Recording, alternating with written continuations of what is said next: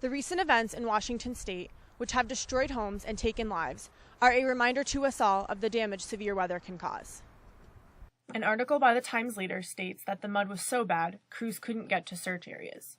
Officials say the slide was caused by ground made unstable by recent heavy rainfall. That rainfall is a familiar scene to northeastern Pennsylvania residents. In fact, the flood of 2011, and even going as far back to the Agnes Flood of 1972, caused serious damage to homes and forced evacuations. One business in particular, That Bounds Place, was hard hit by the 2011 floodwaters, forcing the business to relocate to 309 in Wilkes-Barre across from Kmart. Well, we had 10 feet of water in our facility in Edwardsville, and we needed to close the place. We had about $100,000 worth of damage, which some of that was covered by insurance, not all, but it forced us to, once again, move our business. We ended up in this facility, but we were 10 months in a temporary facility, which really cost us a lot of business.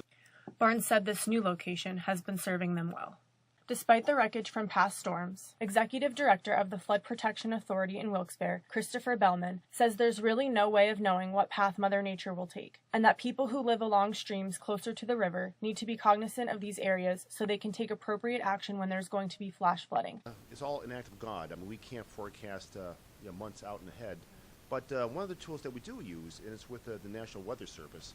It's we have a stream gauge right on the Susquehanna River, right here on the Pierce Street Bridge, and there's literally hundreds across the Commonwealth, and they collect stream data, they collect water depth data, and all the information is relayed to the USGS, which is the United States Geological Survey, and they relay that information to the National Weather Service, and we really use this as a tool for forecasting flood flows along the Susquehanna River and also possible flooding events.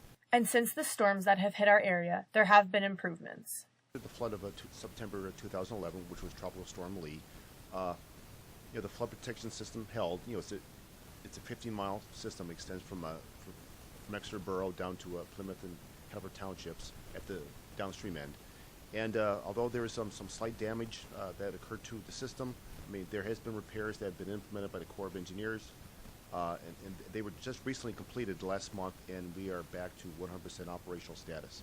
Still, he recommends using the mediums at our disposal to keep up to date about what might be headed our way. It's best to have too much information than not enough. Just be watchful, read the newspaper, watch the television, listen to the radio, and just be aware of the weather around you. In an area notorious for flooding, fortunately, local meteorologists say we've had a melting snowpack, and as of right now, the flood threat looks low. As for what's in store, the spring season looks to be cooler than average. May could bring warmer weather with above-average temps, or could end up wetter with above-average rainfall. They say the long-lasting rainfall that can cause flooding isn't likely, but because the weather in northeastern Pennsylvania can be so unpredictable, we can't rule out that possibility or the possibility of some snow. In case of any inclement weather, be sure to have a plan of action and stay alert, informed, and tuned in to the weather services in your area. I'm Melissa Stencabbage, reporting for Wilkes Now.